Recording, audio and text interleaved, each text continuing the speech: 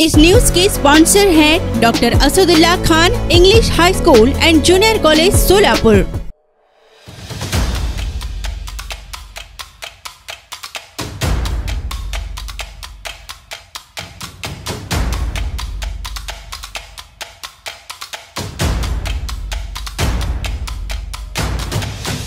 सोलापूरचे जिल्हा सरकारी वकील ॲडव्होकेट प्रदीप सिंग राजपूत यांचा नवा रेकॉर्ड। 100 जन्मठेपेच्या शिक्षा पूर्ण।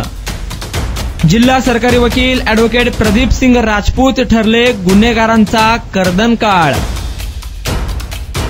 6 वर्षात 100 जन्मठेपेच्या शिक्षा देण्याचा रचला इतिहास। ॲडव्होकेट प्रदीप सिंग राजपूत यांचं होत आहे सर्व स्तरातून कौतुक।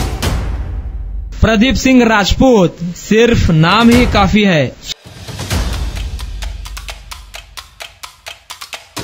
सोलापूरचे जिल्हा सरकारी वकील ॲडव्होकेट प्रदीप सिंग राजपूत यांनी 6 वर्षाच्या काळात एकूण 100 जन्मठेप शिक्षा पूर्ण केल्या आहेत व 2 आरोपीस फाशीची शिक्षा अशा रीतीने दमदार कामगिरी केली आहे। 100 जन्मठेप 2 फाशी या व्यतिरिक्त 2 वर्षापासून ते 25 वर्षापर्यंत अनेक गुन्हेगारांना शिक्षा लावलेल्या आहेत। हजारो गुन्हेगारांचे जामिनाचे व अटकपूर्व जामिनाचे अर्ज देखील नामंजूर करून एक यशस्वी कारकीर्द गाजवत आहेत। पाहुयात ॲडव्होकेट प्रदीप सिंग राजपूत यांच्या 100 जन्मठेपेच्या शिक्षा पूर्ण झाल्याबद्दल लोकप्रधान न्यूज चॅनलने घेतलेली खास मुलाखत। नमस्कार, लोकप्रधान न्यूज चॅनलमध्ये सर्व प्रेक्षकांचं स्वागत आहे। सध्या आपण जिल्हा सरकारी वकील ॲडव्होकेट प्रदीप सिंग राजपूत यांच्या केबिनमध्ये आहोत। इथे येण्याचा योग देखील तसा खासच आहे, कारण सोलापूरचे जे जिल्हा सरकारी वकील आहेत ॲडव्होकेट प्रदीप सिंग राजपूत यांनी एक वेगळा इतिहास, एक वेगळा रेकॉर्ड आज केलेला आहे। कारण 100 जन्मठेपेची शिक्षा त्यांच्या पूर्ण झालेल्या आहेत। जिल्हा सरकारी वकील ॲडव्होकेट प्रदीप सिंग राजपूत हे सुरुवातीपासूनच आक्रमक, अभ्यासू व्यक्तिमत्वाचे ओळखले जात होते। गेल्या 6 वर्षात त्यांनी 100 जन्मठेपा पूर्ण केलेल्या आहेत। जन्मठेपेची शिक्षा त्यांची पूर्ण झालेली आहे आणि 100वी जी जन्मठेपेची शिक्षा जी आहे ती आज त्यांनी पूर्ण केलेली आहे। एक वेगळा रेकॉर्ड त्यांनी केलेला आहे। या सर्व त्यांच्या प्रवासाबद्दल आपण जाणून घेऊयात। आपल्यासोबत स्वतः ॲडव्होकेट प्रदीप सिंग राजपूत आहे, जिल्हा सरकारी वकील। सर, तुमचं स्वागत आहे। नमस्कार। खरं म्हणलं तर आज शतक तुम्ही मारलेलं आहे जन्मठेपेच्या शिक्षेचा। कसा आहे प्रवास, काय वाटतं एक भावना तुमची? मी याच्यामध्ये खूप समाधानी आहे। ज्यांच्यावर अन्याय झालेला होता त्याला न्याय मिळवून देऊन मी एक चांगल्या प्रकारे समाजाची आणि देशाची सेवा केलेली आहे। गुन्हेगारांना जास्तीत जास्त शासन होणं गरजेचं आहे, कारण त्याशिवाय समाजामध्ये गुन्हेगारी प्रवृत्ती कमी होणार नाही अशी माझी धारणा आहे। तो दृष्टिकोन डोळ्यासमोर ठेवून मी या ठिकाणी खटले चालवत असतो आणि त्याच्यामध्ये मला यश मिळत गेलेलं आहे। खरं म्हणलं तर आज 100वी जन्मठेपेची शिक्षा झालेली आहे। तुमची पहिली जन्मठेपेचा प्रवास थोडक्यात आम्हाला सांगाल का? म्हणजे कसं तुमचा प्रवास सुरू झालेला? पहिली जन्मठेपेची शिक्षा तुम्ही कधी दिली होती काय? मी ज्यावेळेला सरकारी वकील झालो त्यावेळेला सगळ्यात पहिला मला जी एक शिक्षा मिळाली होती ती अँटी करप्शनचा खटला चालवल्यानंतर मिळाली होती। साधारणतः 2 वर्ष कारावासाची शिक्षा असेल आणि तदनंतर मी या ठिकाणी सोलापूर जिल्हा व सत्र न्यायालयामध्ये खुनाचे प्रकरण चालवण्यास सुरुवात केली आणि त्याच्यामध्ये मला यश मिळत गेलं। पहिली शिक्षा ही एका खुनाच्या बदल्यात एका व्यक्तीला जन्मठेप असा तो प्रवास सुरू झाला। नंतर वैराग येथील बार्शी तालुक्यातील वैराग येथील एका खून खटल्यामध्ये जवळपास एका खुनाच्या बदल्यात आपण 18 आरोपींना जन्मठेप लावली। हा जवळपास एक देशातला एक रेकॉर्ड असेल। त्यानंतर माळशिरसमधल्या एका खुनाच्या बदल्यात 9 आरोपींना या ठिकाणी आपण शिक्षा लावलेली होती। आणि त्यानंतर परवाचा मोठा खटला म्हणल्यानंतर की आबा कांबळे खून प्रकरण गामा पैलवानचा, याच्यामध्ये आपण आबा कांबळेच्या एका खुनाच्या बदल्यात 7 आरोपींना आपण या ठिकाणी शिक्षा लावलेली आहे। सर, एकंदरीत तुमचा जो प्रवास होता, पहिली जन्मठेपेची शिक्षा कधी लागली होती, वर्ष वगैरे? साधारणतः 2018ला असावी असं वाटतं, त्याकडे जरा बघावं लागेल, परंतु अंदाजे 2017 ते 18च्या दरम्यान लागलेली असावी। खरं म्हणलं तर सरकारी वकील म्हणून देखील तुम्ही काम करताना अनेक वेळा तुम्हाला त्रास देखील झाला असेल, कारण अनेक जन्मठेप्यांच्या शिक्षांमध्ये देखील तुम्हाला योग्य तो अभ्यास करावा लागला। कसं तुम्ही या संदर्भात स्टडी केलेला आहे, कसं तुमचं हे असतं का? ज्या वेळेला पोलिसांनी तपास करून या ठिकाणी न्यायालयामध्ये दोषारोपपत्र पोलिसांच्या वतीने दाखल केलं जातं.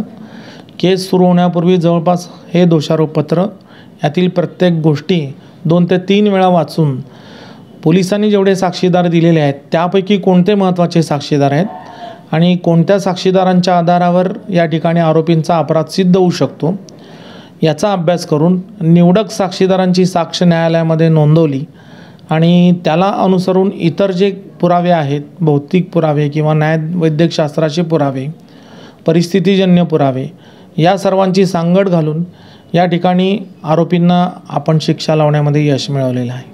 सर, याच्यामध्ये प्रमुख भूमिका जी आहे पोलीस अधिकाऱ्यांची देखील असते. त्यांचा कसा प्रतिसाद असतो आणि 100 जन्मठेपेमध्ये त्यांचं योगदान कसं आहे तुम्ही बघा? तसं बघायला गेलं तर शिक्षा लागण्यापेक्षा निर्दोष सुटण्याचं प्रमाण थोडं जास्त असतं.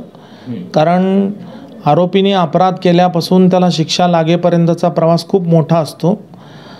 ज्या वेळेला आरोपी अपराध करतो आणि त्याच्या विरोधात ज्या वेळेला FIR लॉन्च केली जाते, FIR दाखल झाल्यापासून त्या गुन्ह्याचा तपास न्यायालयामध्ये दोषारोपपत्र दाखल करेपर्यंत असतो आणि त्या ठिकाणी संपूर्ण तपास हा योग्य पद्धतीने झाला असला पाहिजे. त्याच्यामध्ये पोलिसांची खूप मोठी भूमिका असते. जर तपासच व्यवस्थित झाला नसेल तर सरकारी वकील शिक्षा लावू शकत नाही, किती जरी मोठा सरकारी वकील असला तरी. त्यानंतर तपास पूर्ण होऊन न्यायालयामध्ये दोषारोपपत्र दाखल झाल्यानंतर सरकारी वकील व्यवस्थित असला पाहिजे. सरकारी वकील व्यवस्थित नसेल तर पोलिसांनी कितीही चांगला तपास केला तर त्या ठिकाणी शिक्षा लागू शकत नाही. त्यानंतर पोलिसांनी तपास चांगला केला, सरकारी वकील पण चांगला आहे, परंतु साक्षीदारांनी न्यायालयामध्ये साक्ष नीट दिली नाही तरीसुद्धा शिक्षा लागू शकत नाही. हा तिसरा मुद्दा आहे. आणि त्यानंतर हा खटला ज्या न्यायालयासमोर चालतो, माननीय न्यायाधीशांना तो खटला व्यवस्थित समजावून सांगणं, त्यांच्यासमोर अपराध सिद्ध करण्यासाठी कायद्यानं जो पुरावा आणणं आवश्यक आहे तो पुरावा आणून माननीय न्यायालयाला या ठिकाणी पटवून देणं की आरोपींनी कसा अपराध केलेला आहे, ही सुद्धा एक मोठी शिताफीची गोष्ट त्या ठिकाणी असते. असा संपूर्ण प्रवास केल्यानंतर या ठिकाणी अपराधाला शिक्षा लागत असते. परंतु ही गोष्ट सामान्य नागरिकाला माहीत नसते. त्यांना असं वाटतं की अपराध केलेलं CCTV फुटेज आहेत, दिसत आहेत. खूप अवघड बाब असते न्यायालयामध्ये अपराध सिद्ध करणं. CCTV फुटेज जरी असले तरी तो इलेक्ट्रॉनिक एव्हिडन्सचा भाग असतो. तो पूर्ण न्यायालयामध्ये साबित करावा लागतो की याच्यामध्ये कोणत्याही पद्धतीची छेडछाड नाही. जो काही पुराव्याचा कायदा आहे त्या पुराव्याच्या कायद्याला अनुसरून तो पुरावा गोळा केलेला आहे का नाही, या गोष्टी न्यायालयामध्ये त्या ठिकाणी सिद्ध कराव्या लागतात. सर, साधारणतः जन्मठेप याचं थोडं एक्सप्लेन थोडं आमच्या प्रेक्षकांसाठी कराल का? नेमकं याच्यामध्ये काय तरतूद आहे, किती वर्षाची शिक्षा याच्यामध्ये लागू शकते? माननीय सर्वोच्च न्यायालयाने या ठिकाणी वेळोवेळी जन्मठेप म्हणजे काय याचं कथन केलेलं आहे निकालाच्या माध्यमातून. जन्मठेप म्हणल्यानंतर जन्म असेपर्यंत, त्या आरोपीचा जन्म असेपर्यंत ती शिक्षा त्याला दिलेली असते. परंतु या ठिकाणी आरोपीला शिक्षा माननीय न्यायालयाने दिल्यानंतर ते शिक्षा भोगून घ्यायचं काम हे सरकारचं असतं. त्यामुळं शिक्षा भोगण्यासाठी तो आरोपी पुन्हा सरकारच्या ताब्यात जातो. ज्या वेळेला आरोपी शिक्षा भोगत असतो त्याची शिक्षा 14 वर्षापर्यंत पूर्ण झाली तर सरकारला त्या आरोपीची शिक्षा कमी करण्याचे अधिकार कायद्यानं दिलेले आहेत.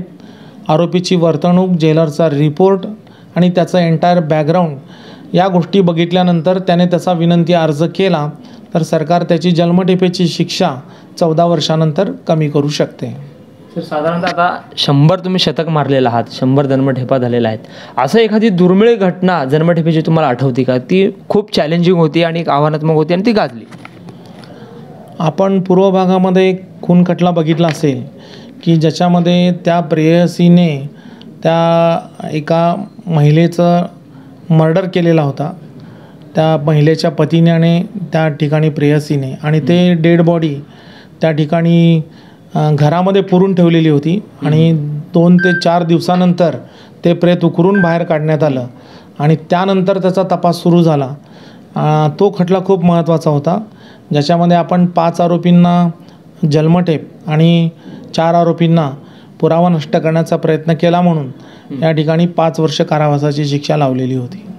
साधारणतः जन्मठेप आता 100 झालेला आहे. किती आरोपी ह्याच्यामध्ये तुरुंगात गेले असतील अंदाज आकडा? 100 लोकांना जन्मठेप म्हणजे 100 आरोपी या जेलमध्ये गेलेले आहेत. 2 आरोपींना फाशी घेतलेली आहे, त्यामुळे 2 आरोपी या ठिकाणी जेलमध्ये गेलेले आहेत. जन्मठेपे व्यतिरिक्त आपण 2 वर्षापासून ते 25 वर्षापर्यंत देखील अनेक गुन्ह्यामध्ये अनेक गुन्हेगारांना शिक्षा लावलेल्या आहेत, परंतु ते आपण काउंट करत नाही. एक आपला काहीतरी एक वेगळा विक्रम असावा याच्यामध्ये. सर्वच सरकारी वकील सरकार पक्षाच्या वतीने काम चालवत असतात. आपण आपली एक वेगळी प्रतिमा या ठिकाणी समाजामध्ये निर्माण केली पाहिजे.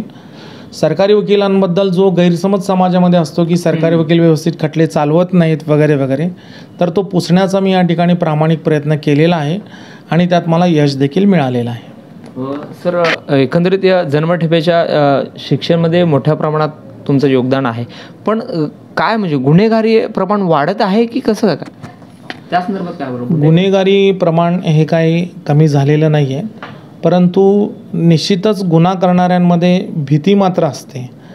गुन्हेगारी कमी करायची असेल तर त्या मुलांवर, मुलींवर किंवा जे काही समाजातील नागरिक आहेत यांच्यावर लहानपणापासूनच योग्य संस्कार होणं गरजेचं आहे असं मला वाटतं. कितीही कडक कायदे केले तरी या ठिकाणी अपराधाचं प्रमाण कमी होणार नाही हे असं सध्याच्या जे चित्र आहे समाजामध्ये याच्यावरून दिसतं. कारण खून केल्यानंतर त्याला जन्मठेप किंवा फाशीची शिक्षा आहे हे सगळ्यांना माहीतच आहे. असं असतानासुद्धा समाजामध्ये आपण बघतो की खून होतात, बलात्कार होतात, चोऱ्या होतात, दरोडे पडतात. म्हणजे शिक्षेचं काय आहे, शिक्षा ही माहीत आहे लोकांना, तरीसुद्धा अपराध होतात. मग याचा अर्थ काय होतो की आरोपी लोक शिक्षेला घाबरत नाहीत जे अपराध करणार आहेत. जर लहानपणापासूनच व्यवस्थित संस्कार झाले असतील तर तो एक चांगला नागरिक म्हणून या ठिकाणी समाजामध्ये निर्माण उदयाला येईल. गुन्हेगार होणारच नाही आणि गुन्हेगारच जर नसतील तर गुन्हा पण होणार नाही आणि मग बाकीची प्रक्रियेचा संबंध येऊ शकत नाही. आज 100 जन्मठेप झालेले आहेत, काय सांगाल? मनापासून खूप आनंद होत आहे की मी 100 अन्यायग्रस्तांना या ठिकाणी न्याय मिळवून दिला आणि 100 गुन्हेगारांना या ठिकाणी जन्मठेपेच्या शिक्षे जी सर्वोच्च शिक्षा असते. खरं तर सरकारी वकिलाच्या जीवनामध्ये सर्वोच्च शिक्षा ही फाशीची शिक्षा असते. त्याच्यामध्ये सुद्धा मी 2 लोकांना फाशी घेतली. म्हणजे सरकारी वकिलाचं जीवनाचं सार्थक झालं असं कधी म्हणता येईल तर त्यांनी एखादी तरी फाशीची शिक्षा घेतली पाहिजे. तसा खटलासुद्धा येणं हे एक नशिबाचा भाग असतो. परमेश्वर कृपेने मला तसा खटला देखील चालवायला मिळाला आणि सुदैवाने मला त्याच्यामध्ये यश देखील आलं आणि ती एक चांगली गोष्ट माझ्या जीवनामध्ये असेल. सर, एक प्रश्न उपस्थित झालेला आहे. एकंदरीत जन्मठेपेचा जो निकाल येतो त्यामध्ये जे पीडित असतात, जे फिर्यादी असतात, त्यांच्या काय भावना असतात? अतिशय समाधानी वृत्तीनं ते लोक आम्हाला भेटायला येतात आणि खूप खूप मनापासून ते लोक या ठिकाणी कृतज्ञता व्यक्त करतात आणि सरकारी वकिलाला ते परमेश्वराच्या स्थानी या ठिकाणी पूजत असतात आणि खूप त्यांना समाधान मिळतं आणि त्यांना एक परमेश्वर या जगामध्ये अस्तित्वात आहे अशी भावना त्यांच्यामध्ये निर्माण झालेली असते आणि ते खूप आनंदी त्या ठिकाणी असतात. सर, तुम्ही 100 जन्मठेप दिल्या आहेत, त्यामुळे तुमचं एक रिस्क वाढलेला आहे. माझा एक प्रश्न एक असा होता की तुम्ही सगळीकडे जाता, सोलापुरातल्या प्रत्येक कार्यक्रमाला जाता, अनेक सामाजिक कार्यक्रमात तुम्ही हजेरी लावता, तुम्हाला भीती वाटत नाही? मला अजिबात कुठल्याही गोष्टीची भीती वाटत नाही आणि आपण आपलं काम प्रामाणिकपणे केलेलं आहे. बघा, जसा आरोपी त्याला वाचवण्यासाठी वकिलाची नेमणूक करतो, आरोपीचं वकील त्याचं काम करत असतो. सरकार त्याच पद्धतीनं सरकारची भूमिका मांडण्यासाठी न्यायालयामध्ये सरकारी वकिलाची नेमणूक केलेली असतं. त्यामुळे इथं कोणाबद्दल वैर, कोणाबद्दल भीती बाळगायचं अजिबात कारण नाही आहे. आम्ही सरकार पक्षाची भूमिका न्यायालयामध्ये खंबीरपणे मांडतो, प्रभावीपणे मांडतो आणि न्यायालयाला पटवून देतो. न्यायालयासमोर आम्ही आरोप सिद्ध करतो आणि शिक्षा लागते. शिक्षा लागल्यानंतर आमचा त्या आरोपीचा संबंध संपलेला असतो. त्यामुळं त्यांचं आमचं वैर होण्याचा कुठलाही संबंध त्याच्यामध्ये निर्माण होऊ शकत नाही आणि भीती तर मला लहानपणापासून कुणाचीच वाटत नाही. फक्त मी परमेश्वराला घाबरत असतो, बाकी कुणाला नाही घाबरत. निश्चितच आमच्या शुभेच्छा आहे तुम्हाला.